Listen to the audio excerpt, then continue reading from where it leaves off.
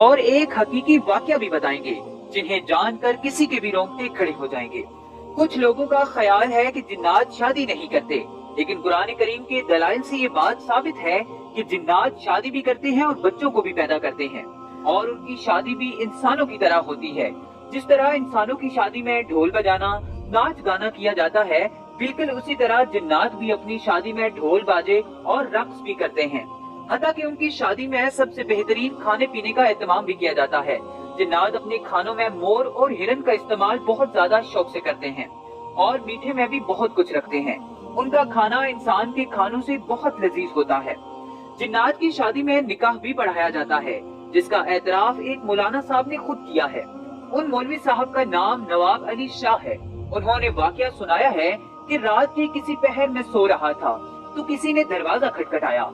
मेरी आदत ये थी कि मैं जितनी भी गहरी नींद में होता हूँ, अगर दरवाजे पर जरा सी भी दस्तक होती तो मेरी आंख फौरन खुल जाती थी, और यही वजह थी कि मैं उठ गया। दरवाजा खोला तो दो अजनबी नौजवान मेरे सामने खड़े थे। मैंने उन दोनों को नहीं पहचाना और पूछा क्या काम है। उस पर उन्होंने कहा, मौलाना साहब हमारे यहाँ शादी है, इसलिए हम आपको निकाह पढ़ाने की गर्ज से लेने के लिए आए हैं। मैंने कहा, मुझे माफ कीजिए, मैं आपको पहचानता नहीं हूँ, आप कहाँ से आए हैं? उन्होंने कहा कि हम दोनों पड़ोस वाले गांव से आए हैं। उनमें से एक शख्स ने बताया कि उसका नाम झंझार है। मौलाना साहब ने दिल में सोचा कि काफी अजीब नाम है। थोड़ी देर बाद मैं उनके साथ चल दिया। मौलाना नवाब अली साहब बताते हैं कि मार्च का महीना था और रात थोड़ी थोड़ी ठंडी थी। वो दोनों मेरे आगे चल रहे थे और मैं उनके पीछे चल रहा था। आखिरकार हम उस गांव के मैदान में पहुंचे जहां शामियाना सजा हुआ था। वहां खूब रौनक और चहल पहल थी। रोशनी का भी खूब इंतजाम था। मैं इधर उधर देख ही रहा था कि एक आवाज आई, खुशामदीद मौलाना साहब। मेरे सामने एक शख्स शलवार कमीज में खड़ा था जो दूल्हे का बाप था और उसका नाम सरदार मांस था। सरदार ने कहा कि आए हम आपको लिए चलते हैं। जब हम थोड़ा आगे गए तो सरदार मांस ने मेरी मुलाकात दुल्हन के बाप से करवाई, जिनका नाम शर्मत था। क्योंकि सब चेहरे वहाँ अजनबी थे और मेरा जानने वाला वहाँ कोई मौजूद नहीं था, हालांकि मैं उस गांव के बहुत से लोगों को जाती तौर पर जानता था। मैंने दुल्हन के बाप से अर्ज किया कि यहाँ इस गांव का कोई भी फर्द मौजूद नहीं। उस पर शर्मत साहब ने कहा कि अच्छा ये मसला है।